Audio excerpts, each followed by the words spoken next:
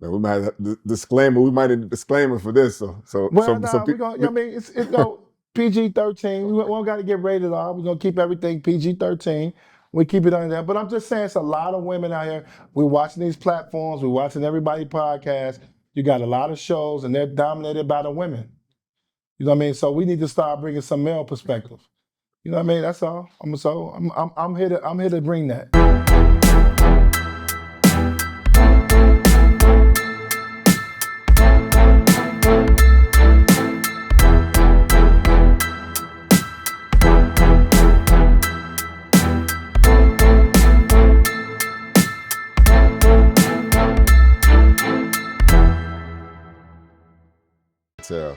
First one of 2025 here in the Shy. How you feeling? I'm feeling good. A lot that transpired in 2024. The year's off to a great start. Some amazing things are going on in the world, and now, hopefully we can be a part of it. And obviously, we're going to be opinionated about a lot of things that's going on. Got to. Well, first thing, man, you trending right now. LeBron was on the Kelsey Brothers podcast talking about the story when he was 16 years old, came to your run in Chicago with MJ. And from the way he said it, he busted y'all ass. So I want to know, the people want to know what happened. Bron came in town. He's in town for a couple of days. He wanted to plan the run. At this particular time, we was at Hoops Gym, and Tim Grover, the trainer there, he controlled the run. But there was a lot of paying clients, guys that had to play first. Bron did play, but I heard what he said. He never got to play at first. He usually had to wait till the end of the run to get in. And there was a lot of trash talking and stuff, people trying to go at him. But he held his own. I think he over-exaggerated how good he was in the run because he didn't play right in the middle, in the meat and potatoes of the run. You know what I mean? He kind of got in at the end of the run. So I think he over-exaggerated how good he was in the run, but he was able to compete, and you can see his talent back then. So for the record, so what people want to know, did he go at MJ and did he bust MJ's ass? Because the story is going, well, that's not what he's the GOAT. So this 16-year-old bust you and MJ's ass. He got a couple buckets. He didn't bust MJ, man. He got a couple buckets. I don't even remember MJ even being on the floor when he actually got on the floor because he played, like I said, in the beginning, he didn't play in the beginning of the run. He got in the back end of it. So I don't remember him busting MJ, but he was very competitive and he could on his own. I am going to give him that. So we can put that to bed. Yeah, you can put it to bed. That was different. I mean, it wasn't necessarily LeBron's fault. He didn't really get the opportunity that most guys get because, one, he was younger. Tim was really big on playing clients, play first, right, type of thing. So that kind of transpired. But you can see the potential. Right. But at this time, you said you can see the potential. But did y'all know who he was at the time? Did y'all know that he was like this supposed to be the future of the league at that moment? Did you guys know who he was when he was in the gym? I think some guys did. I mean, I was always kind of connected to AAU basketball, right, so I kind of knew who he was. A few guys did. I don't think everybody knew. Right. And at that time too, you got to think. I mean, obviously, high school basketball was being covered at a high level, but I don't think social media was huge like it was. So I don't think everybody knew. But it was a good handful of us that knew who he was when he came in the gym. So it's crazy that, okay, he played with y'all. Then, 2 years later, he's on the floor with you guys in the league. Yeah, actually 2 years later, he was the first pick in the draft, and he was playing against them. Yep.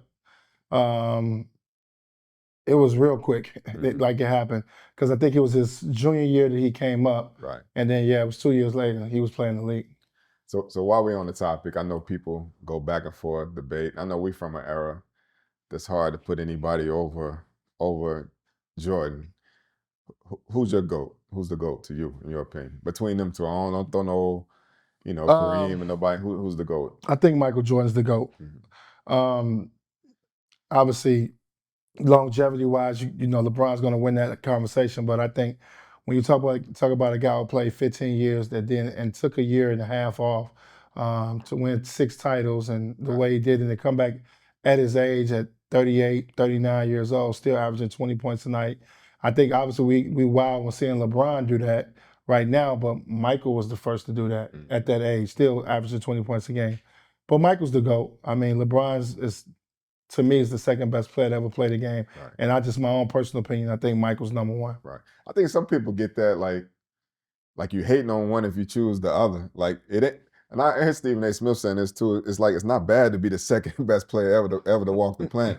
In some people's opinion, it's just hard for, especially me, to put anybody over MJ because we watched it in real time. We came up with it and just saw it, and just the impact he had on basketball. LeBron says it himself. He wore 23 because of MJ.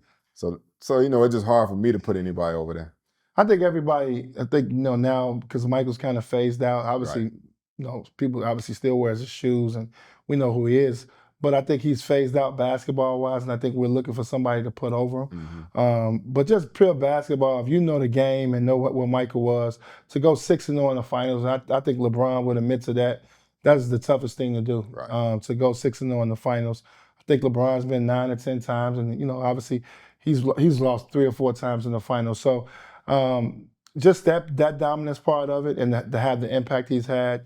I think coming back at his age both times, let's not forget leaving the game for a little while and coming back to Chicago Right. to win 3 more titles, then come back with the Wizards and still be effective at his age, I think, speaks volumes. Right. While we on it, we got 1, 2. Give me a 3, 4. Give me a top 4. Players of all time? Yeah. I like Michael, LeBron. I got to put Magic in there. Mm-hmm. It's one of my favorites. And then the fourth one is always tricky. But we got to put Kareem Abdul-Jabbar. It's going to be hard not to put Kareem Abdul-Jabbar in your top 5 best players ever.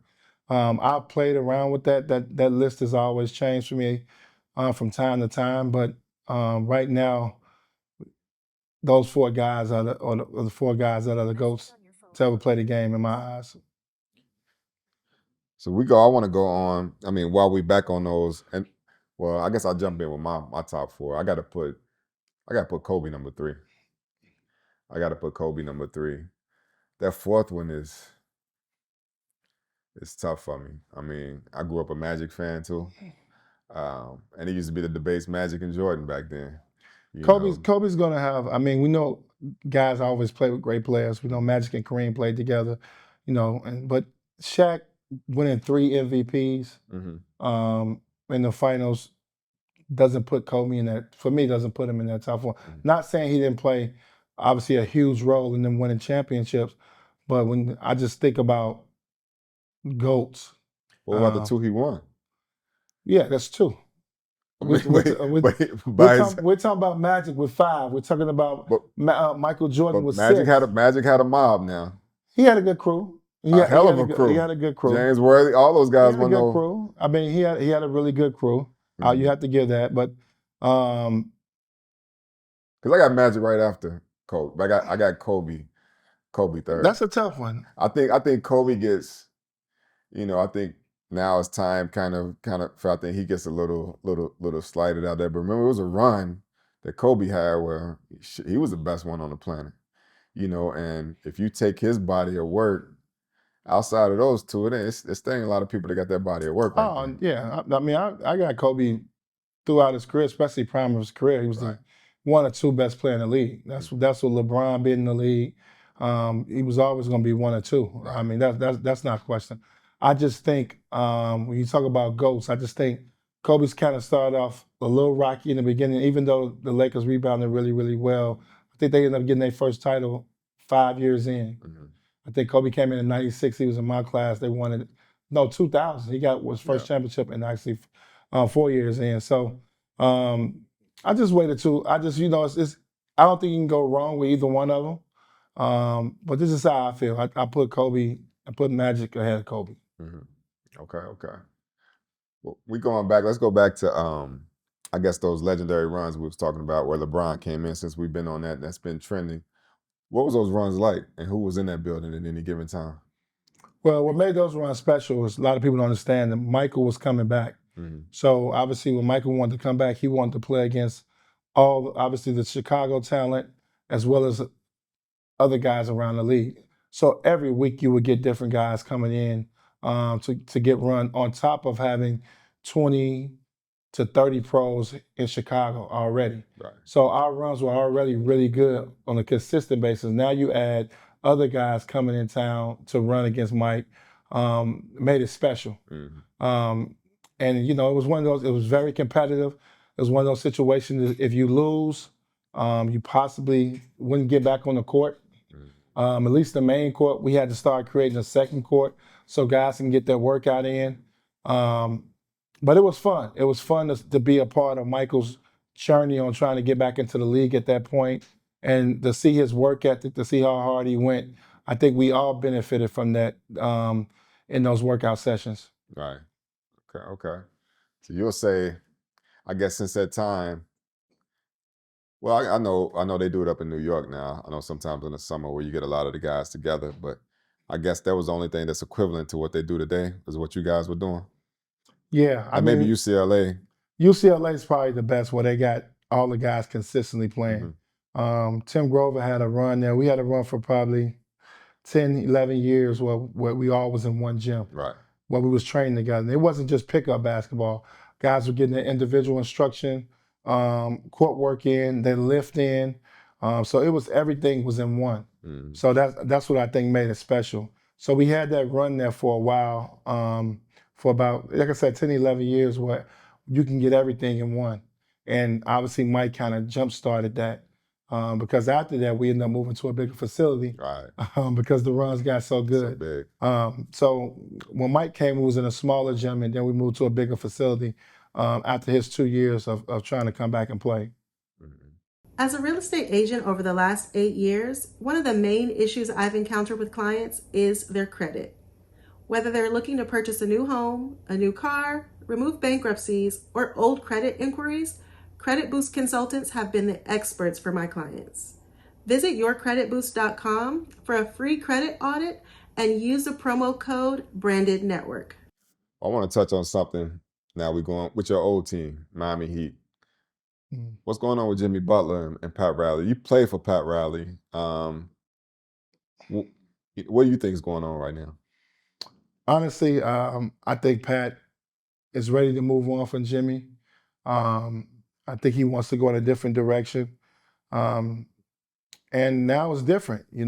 Guys make a lot of money. Right. It's more of a player league. You kind of can control where you want to go. Obviously, he can't just ship you off anywhere. I think that's where you see the fine money at. Because obviously we see Jimmy's playing. There's nothing came out that he's hurt or he cannot perform. So I'm looking at it as just Pat is trying to figure out a way to get him off the team or to get a reaction like this. And hopefully Jimmy is able to fight and not lose any money. But just one of those situations probably came to a head, and Pat wants to go in a different direction. And you played with Pat. So Pat's one of those still kind of old school. Very stubborn, yeah. Iron fist type things. Yep. So my situation was like that. I came in training camp right before the first game, got traded to Minnesota. Didn't have a clue that I was going to get traded. Obviously, I would have wanted to go to a better situation back then than Minnesota, but I ended up going to Minnesota. Saw it happen to Shaq. Right. Shaq get moved out. And then we also saw the D-Wade situation play out as well. You would think D-Wade would finish his career in Miami no matter what. Right. Obviously, they done right by him and got him a statue and have done all these great things for D-Wade, but it didn't play out perfectly when he first, at the end. D-Wade, we had to see D-Wade in the Bulls uniform and the Cleveland Cavaliers uniform. Right. I don't think we should have seen that. I think he should have retired, obviously a Miami Heat forever. So Pat Riley and them did right by him by bringing him back and putting a statue up and making up for that. You seen that statue? Yeah. I don't know if they did right by him by the statue. They did right by. They tried to do right. They got to redo that, mom. Yeah.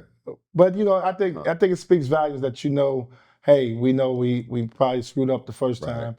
We're gonna make up for it. Put the statue. You are Heat. You are Heat culture. You are what it's about. You are a 3-time champion. Well, actually, it's probably 3 or 4-time champion with the Miami. I don't know the exact number, but that's what it's all about. And I think that's why you saw Pat Riley come back and try to do right by D-Wade. Why we on that with Shaq and your story? Like, what led to both of you guys being out? I heard that him and Shaq get into almost like kind of altercation. Were you in that? Were you there still? Well, I wasn't there when they got into it, but we always got into it, Pat. Pat was a very big stickler on body fat and weight, and he would always challenge us every week. He was real particular on you being at your number, and if you wasn't at your number, it was something that irritated him. Right. Not necessarily your performance, but it was just it's kind of like a pet peeve of his. He wanted you to weigh in every week, do your body fat, and when you didn't hit your numbers, he finds you, and that irritated him. And I had a couple situations. I know Shaq had one. We both was in a situation together. I think that bothered him a little bit too. So he was always challenging myself and Shaq about weight and body fat. So it was just one of his things, one of his pet peeves. I'm pretty sure they still do it now with the Heat. But that's like something that that Pat is really anal about. Right. And when y'all at that Heat team, y'all had I guess it was a saying, I guess, on the court, but it was Shaq and Wade, and in the city, it was you. What was it saying? No, we didn't have a saying. I had a saying. Oh, what was so it was different. We just, we was a team that hung out a lot. We partied a lot. So I was always used to saying that it was Shaq and D Wade on the court because obviously those were our two stars and guys we went through. But it was me off the court. So I kind of led the nightlife scene as far as going out a lot. So that's where we got that little saying from. So I would always tease people about that. But I still was the third leading scorer though. So I still was a big part of the basketball too. Big part on the court, and Mr. South Beach. And Mr. South Beach too. So I worked both of them in. While we on it, man, I sent you something earlier. I don't know if you saw it, where Big Meech is out now. They're having that Big Meech. You on that Big Meech concert in Florida? You see that line up? I'm probably not gonna go to the concert, but it was good to see Big Meech out. I didn't get an opportunity to be around Big Meech and that crew a lot. I got traded to Atlanta in 2005, and got an opportunity to be in the nightclub, be in the strip club a few times with those guys and party with them. And they had Atlanta on lock. Oh, you got Meech though. They had Atlanta on lock. Had a couple of experiences with them the way they do it in the strip club, and they were ballers. They balled out every time. So they rolled deep. I think that's the one thing that really stood out to me. They were 30, 40 deep at times in Magic City. And anybody that knows Magic City is small. Right. So they basically take over the whole strip club. And I've been in there a couple of times and witnessed that. So they do it a little different. They don't buy drinks. Everybody buys a bottle. So if it's 40 of them, it's going to be 40. All I seen was 40 bottles come out. So everybody had their own bottle. Endless singles. I can't put a dollar amount on how many singles they would bring out, but it was endless. But it was a treat. I used to think I was balling in the club until I saw those guys ball. They did it a little different. So they impressed Mr. Walker. Oh yeah, they did. Yes, sir. Big Meech them definitely impressed me. So I got a couple times in Magic City with them. You had to tip your hat. Oh yeah, they party. They know. I mean, I've been in a lot of parties and seen people party, but I've never seen that duplicated where everybody get their own bottle and you 30, 40 deep. Right. It's my first time seeing that. So did you get any love in the club that night, or did they have it all that night? No, I'm still making good money now. I'm still making $13, $14 million a year, so I still was okay. Okay. But yeah, but they definitely dominated the club. Yeah, I think everybody had a story. I got to witness a little bit of that myself. I ain't have it's a whole definitely a different time when they came into the building. So he out now, so I guess it's gonna be interesting to see how things, because I know he's getting paid. I looked at the lineup. They got a who's who on that joint. So it should be on February 13th, Lil Baby, Rick Ross, Sexy Red. So they coming out for him. I think it's gonna be good. I think obviously, I mean, I don't know from what I've read and everything. Big Meech is heavy in the music game, so it's good to see all the new current artists, doing a concert and being back. I mean, I'm not sure if he's gonna get back into the music game. He probably could be. Right. But it'll be good to see that. It's good to see the rappers paying respect to him for somebody that was a pioneer of the music game for them. And something else going on right now with Cam and Jim Jones. I don't know if you've been seeing it. I guess they've been kind of, maybe Jim says something about Cam and Mase, and Cam came back onto the show and kind of, have you been able to follow that and seeing what's going on? Yeah, I've been following it. I'm a big fan of Cam's and Mase show and those guys. Um, I don't know the particulars of it of their situation, but I do seems like it's some type of animosity static between those guys. Those guys got a lot of history together. Right. Um, just from my point of view, you hate to see that because you got guys that are now at a certain level of professionalism and got a lot of history together. You hate to see those guys take it out, especially over social media. Right. So hopefully they're cool. I'm big fans of Cam and Mase. Those guys play ball, big basketball guys. Big, obviously they're great in their rap career. So hopefully they're able to figure this out because I know just from watching interviews and they were really close at one point. Right. All those guys. So you hope they can figure it out and make sure that they don't let it spill over to something more than a few bad words over the internet. Yeah. That's the same. I feel. I think I know Cam and Mase had their history before they came back together, and I like to see the brothers, kind of pull it together because I watch them. They entertaining, and sometimes things can get taken a whole different way. Sometimes it might get too deep to even come back from, but like to see that kind of get worked out itself. Yeah. Like I said, I'm big fans of Cam Mase. They show us good. I think they're good. They're very opinionated. They give you a different look, a fresher look, a fresher insight on certain topics and certain subjects, and they talking sports too. So you gotta they have their opinion, and you gotta give those guys credit. They play ball too. Right. So it's not like they're two guys that never played basketball. So they giving their opinion too. So you hope they can figure that out. Right. We gotta get you on that too, man. I watched. We definitely gotta connect on that. And then another thing, man, I saw this. It seemed like a ever going off and on beef or one sided beef is with Scottie and MJ. Scottie was on I guess a podcast again talking about MJ and how I guess Mike they never had dinner together.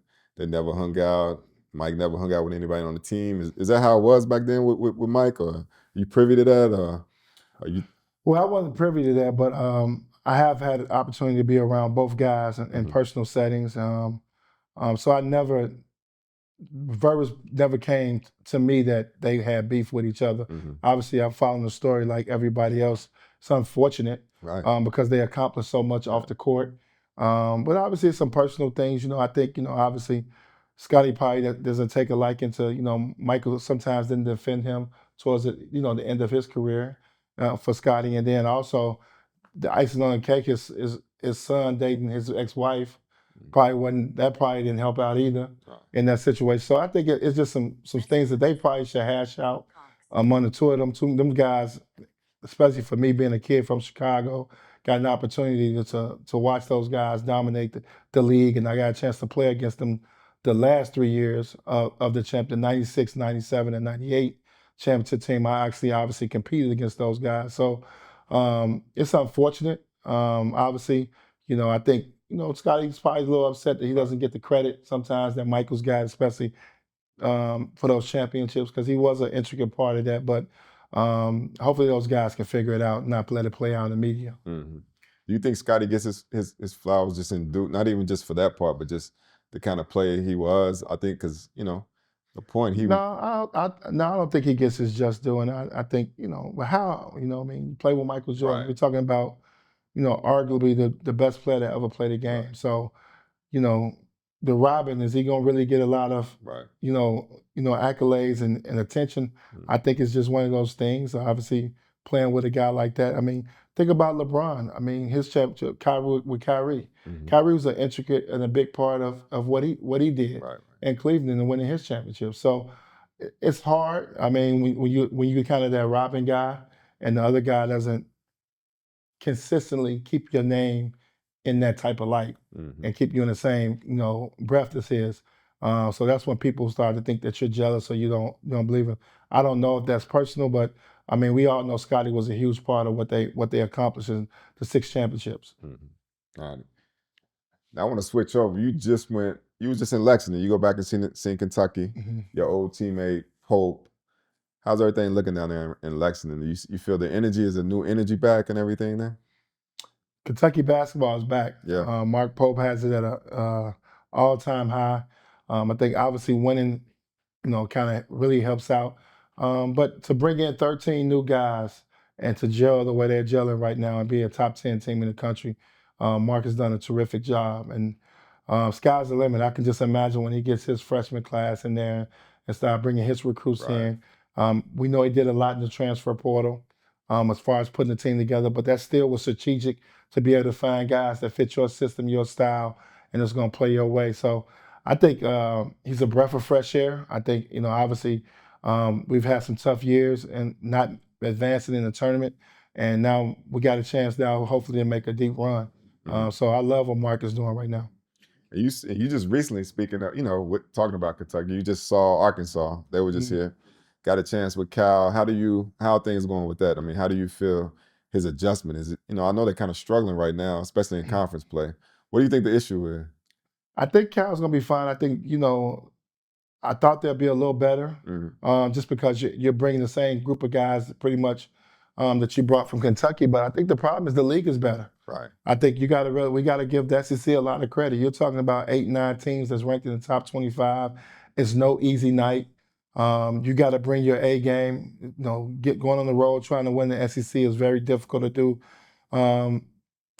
But if it was one knack that I would say from watching Arkansas, is the inability to shoot the three. I think at the collegiate level, you got to be able to shoot the three ball at a high level, or at least have a couple guys that can make it. Right. And if you watch Arkansas this year, they've struggled from the 3-point line, and I think that's what's led to them not having success. I just think in the college game and even in the pro game now, you got to be able to shoot the three. Right. So as they continue their recruiting process, we know Cal's going to continue to work, and I'm pretty sure, I'm almost 100% sure they got a great recruiting class coming in. They'll be fine. This is going to be the lumps they have to take the first year. Right. And I love seeing Louisville back too. Cracking top 25. I mean, it's been a rough few years, but to have those programs back. But that's another thing too. That's another situation when you look at a coach that had to go in the transfer portal and actually put his team together and actually, which is cool. So you put these teams together, you got to hope they buy into your system right away and figure it out. And that's what Louisville did. And you got to give them a lot of credit because obviously, our boy Kenny Payne, he took a lot of punishment down there and not being able to get it done for his alma mater. But Louisville's back there. I was very fortunate to go to the Louisville Kentucky game and then had the spice. Yeah. And it was competitive. It was very competitive. Yeah. Had the spice. I think they even had a fight break out between the two teams by the benches. So it had that rivalry that we've known for 30, 40 years, that Kentucky-Louisville rivalry. I think it's back now. Right. Okay. Good. Well, man, I'm glad we back. We back in action. I'm glad it's been a little break, but I'm excited to keep this thing rolling. We got a lot of great stories. We got a lot of things to tell. A lot of special guests coming. So what you looking forward to? As we move forward. I'm looking forward to one being very opinionated about the season, about players. I'm a huge basketball fan. I love basketball, so to be able to talk it and watch it is going to be great for me. But also I'm looking forward to talking about some of these other topics. Yeah, there's things that's going on in the world. Having an opinion about that, getting other guests on to talk about some of the great things that they got going on. And then, man, just have some fun, man. Yeah. You know what I mean? I think, a lot of times we look at these shows, we watch podcasts and shows, we want to have some fun. We don't want to always come on and, have these serious, life lesson conversations. We want to have some fun, talk about some fun topics and everything. I do think I'm the love doctor, so we're going to have some relationship conversation. You know what I mean? So I'll be able to give some relationship advice. There's a lot of women out here in the podcast space right now that are giving all these relationship advice. They know who they are. I'm not going to name any names, but that's we always hear from the women. Now it's time to hear from the men and hear from a men's perspective. So look for us on this podcast now to dip and dab, not heavy. We're not going to go heavy, but we're going to have an opinion about some of these relationships and things that are taking place out here in the world. So just be prepared for that. So we're bringing out the love doctor? Yeah, the love doctor be full of effect. I think we're going to need to do a segment on it every show where I'm just talking, giving some counseling about relationships, helping some people out. I feel like I'm a guy I've went through a lot, been through a lot, dealt with a lot of women in my lifetime. So I think I have an opinion about that. I can kind of lead some of these young men in the right direction. Now, we might have disclaimer. We might need a disclaimer for this. So We're gonna. I mean, it's no PG-13. We don't got to get rated R. We're gonna keep everything PG-13. We keep it under there. But I'm just saying, it's a lot of women out here. We're watching these platforms. We're watching everybody podcast. You got a lot of shows, and they're dominated by the women. You know what I mean? So we need to start bringing some male perspective.